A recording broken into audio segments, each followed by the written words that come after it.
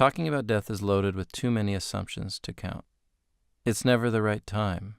It will depress my parents. My spouse is already depressive. It is too soon after a loss.